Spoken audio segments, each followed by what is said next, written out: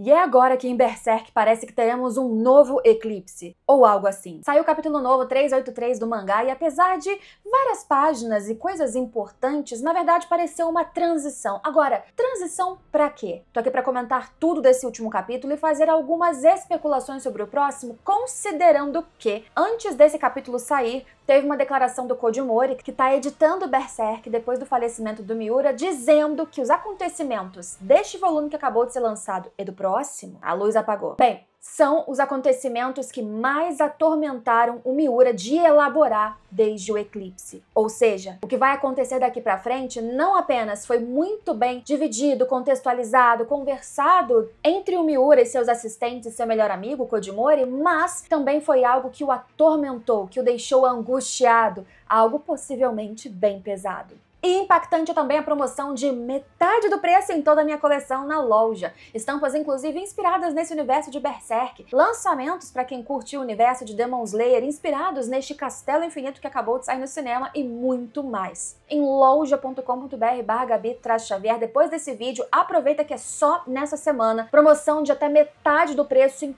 toda a minha coleção. Ou clica direto nas camisetas que aparecem nos cards embaixo do vídeo e vai pro site, confere a promoção, não precisa de cupom, é direto no carrinho, metade do preço. Pessoas que não aguentam mais ver Guts sofrer nessa história. O capítulo 383 começa dentro da Stupa, o lugar sagrado que os monges Kushan, junto, é claro, com o Daiba, levaram o Guts no momento em que ele foi isolado da capital Kushan. E parece que tudo isso foi ligeiramente, no mínimo, planejado pelo Daiba, porque ele direcionou o Guts para essa estupa não apenas como uma prisão. Parece que ele espera que algo aconteça ali, embora esse capítulo tenha deixado claro que ele não faz ideia do que pode acontecer. Mas nesse capítulo 383, apesar da total ausência de falas dentro da estupa e explicações do Daiba sobre isso, que deixou inclusive o próprio Scylla indignado, a gente teve a visão de dentro, porque o Guts ele foi selado nessa estupa, e essa estupa, que por fora é uma árvore aparentemente muito antiga, ela por dentro é um void, é um vazio. E um vazio que, se a gente olhar esteticamente no chão, onde o Guts inclusive se deita, parece muito um cérebro. Tem as terminações nervosas, ou se a gente considerar que a estupa já é um lugar inspirado em algo budista, essas terminações podem ser, na verdade, as terminações de uma folha. Vejam que também parece uma folha boiando numa água, uma folha de lótus, utilizada muito no budismo também para simbolizar jornadas de transformação. Guts, ele acaba se jogando, desistente como ele está, porque vamos lembrar que alguns capítulos atrás, esse é o Guts que estava preso, que quando viu Uraksha chegando, ele praticamente se entregou, disse, me leva, ele não quer mais viver. Ele tá tão cheio de traumas e dores e frustração no momento em que a sua espada serviu de nada contra o seu inimigo que ele tanto queria reencontrar ou queria tanto se vingar de, e ele ainda levou a casca naquele instante de emoção. A partir disso, o Guts não queria mais existir. Ele desistiu de sequer tentar. E ali dentro dessa estupa, ele se joga. E quando ele se joga, o que ele tem? O que ele encontra? O nada. É isso que o Daiba fala pro Scylla ali fora. Ele não sabe o que vai acontecer e dentro dessa estupa, sequer ele consegue sentir, atingir com suas magias nada. É como se fosse um véu que divide o mundo de fora e o mundo interno. E o mundo interno, que se a gente for entrar na mítica de Berserk, possivelmente alcança algum nível astral, alguma profundidade, algo inclusive bem profundo. O que o Daiba diz pro Scylla é que dentro desse vazio, o que o Guts encontraria é um nada além dele mesmo. E você imagine o que é este Guts enfrentar a si mesmo. Enfrentar exatamente o que ele está tentando ignorar nesse tempo todo. Todos os seus traumas de toda a vida, é claro, especialmente desde o eclipse, tudo que ele passou tentando se vingar no arco do espadachim negro, depois para tentar recuperar a casca, tentar recuperar a mente da casca, uma chama de esperança que surgiu e a frustração final quando o Griffith enfim voltou e levou ela de novo. Tudo isso que existe dentro dele, fora a sua própria besta, que em capítulos passados me pareceu que ainda por cima está solta, não está mais acorrentada dentro de si, qual será a batalha dele contra si mesmo? O que ele no vazio vai encontrar no momento em que ele se afundar cada vez mais? E essa representação de se afundar também é algo bem relevante nesse capítulo. Porque quando ele deita nesse local, nesse solo, ele olha para o teto e o que ele imagina ser o teto, de repente parece ser um olho. Como se todo aquele local, aquela estupa, fosse uma entidade viva. Algum corpo vivo, algum ser astral, alguma dimensão que realmente vai se adaptando e o envolvendo. E ele vai sendo envolvido e, de novo, percebam que ele se entrega. Ele diz, finalmente, ele parece achar que ali vai ser o seu fim e ele ainda abraça esse fim. Só que, ao mesmo tempo, algumas gosmas ou coisas pretas, algumas massas começam a também o envolver. E ele vai sendo envolvido, engolido e vai afundando e ele começa, de repente, a ser totalmente fechado num casulo. Numa coisa que, gente, não consegui deixar de lembrar, inclusive, do momento do eclipse.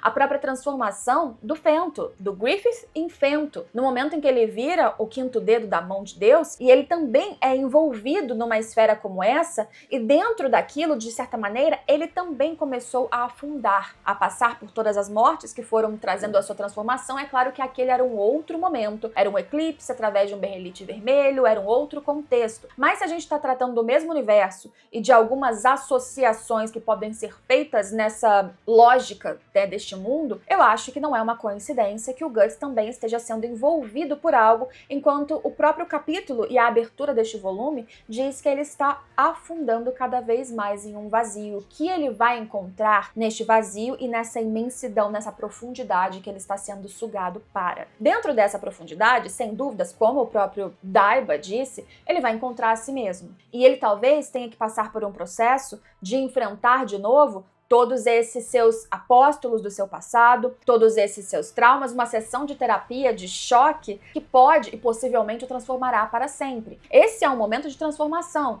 A gente não tem dúvidas, imagino que você também não tenha, que o Guts vai sair disso. Agora, ele vai sair mais reconstruído? Ele vai sair mais destruído? Que espécie de transformação essa estupa pode trazer? Porque aquilo é como se fosse um túmulo, é uma divisão para um outro mundo e ele vai afundando para um vazio que também acaba me lembrando do próprio capítulo excluído, teoricamente não canônico mais, da ideia do mal. Apesar da ideia do mal não ser mais um conceito canônico, quando ela existiu no capítulo 8.2, ali no começo do eclipse, no começo da transformação do Griffith, ele foi afundando também, passando pelas mortes dos seus companheiros, e ele encontrou no fundo desse abismo um ser, uma entidade que ele até tentou associar a Deus, mas que dizia ser uma existência fundada, né, surgida das necessidades das pessoas, dos desesperos dos seres humanos, que buscavam explicações para todas as tragédias e coisas ruins das suas vidas. É como se fosse uma entidade que ela dá sentido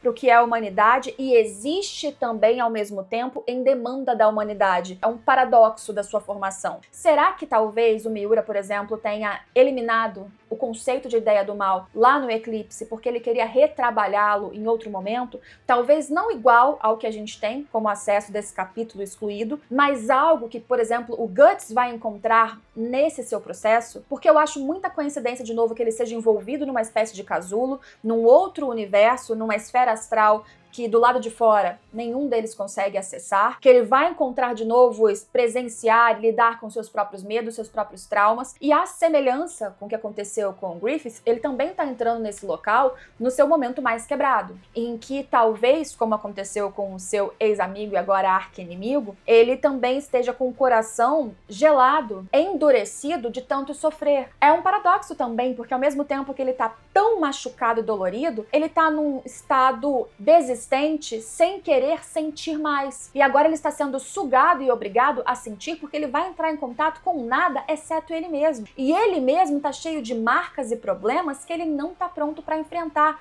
O que virá desse enfrentamento? De novo, uma reconstrução de si?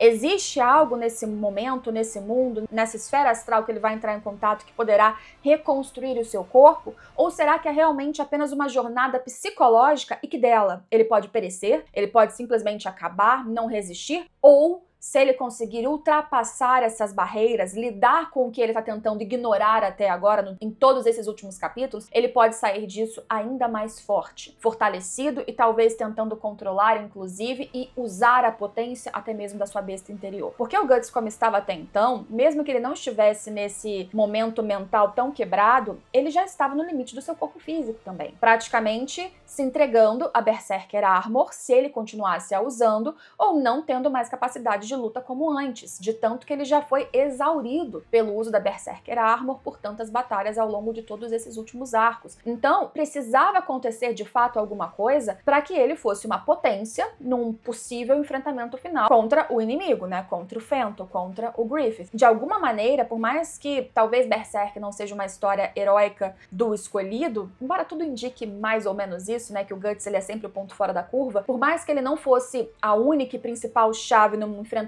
final, o Guts precisa ter alguma possibilidade de participar. Por isso que muitas pessoas faziam e ainda fazem sempre essas teorias de que ele utilizaria um Berrelite, que ele faria algum sacrifício. E ele sendo cada vez mais destroçado, principalmente no psicológico até aqui, reforçava bastante essa teoria para as pessoas. Mas parece que a história está conduzindo para levar para um jeito diferente de transformar. Inclusive num ambiente, numa estupa, num conceito que, por mais que de novo lembre muito outras coisas, inclusive do próprio eclipse, da própria transformação do Fento, ainda assim é uma outra via que talvez leve o Guts para uma transformação sem precisar lidar com um eclipse. Pode ser que ele sacrifique coisas dentro de si, pode ser que seja uma batalha extremamente complexa, mas apenas interior. E importante dizer ainda que as últimas coisas que o Guts vê, primeiro, é uma visão nostálgica da Era de Ouro, da Casca e do Griffith, e depois ele levando ela embora, mostrando como seus sentimentos eles ainda confundem bastante essa amizade, amor e traição. Alguém que ele tanto considerou e que tanto machucou ele e a pessoa que ele mais ama. Agora, se a gente levar em consideração o fato de que esse próximo volume ainda faz parte dessa fala do Cold Mori de que é um momento que o Miura falou muito e sofreu muito para elaborar, para conceituar e tudo mais, não dá pra gente imaginar que ele vai sair dali reforçado, bem, tranquilo, um super-herói que superou seus desafios. Sendo Berserk, sendo Miura, com esta fala adicionada, nesse depoimento adicionado, eu diria que, independente do que aconteça com ele ali dentro, ele ainda vai sair, ele não será mais o mesmo. Ele não sairá bem e tranquilo. E eu também não acredito que seja à toa aquela ilustração que me pareceu mostrar a besta dele interior sendo solta. Imaginem a esperança de um Daiba de sair dali um salvador, um possível triunfo contra o exército do novo bando do Falcão e sair um cara completamente destruído, completamente destroçado e destruidor contra os outros, inclusive. Considerando que eu tô fazendo esse vídeo cheia de enxaqueca, simplesmente porque eu precisava falar do capítulo, a gente pode fazer algumas teorias ao longo do tempo. Antes de lançar o próximo capítulo de Berserk, eu volto, a gente comenta, mas é claro, peço aqui embaixo a opinião de vocês, a teoria de vocês, suas observações sobre esse capítulo, que afinal de contas foi bastante simbólico, imagético em si, mas sem tantas informações. Foi de fato uma transição, mas com certeza uma transição para algo que vai mudar a história, um ponto de virada de Berserk, e o que vem daqui, seja lá o que for, certamente será crucial para a jornada do Guts. Se inscreva nesse canal para acompanhar mais comentários de Berserk e outros mangás e animes. Aproveite a promoção de metade do preço em loja.com.br/Gabi-Xavier e a gente se vê em todos os próximos vídeos. Tchau, tchau!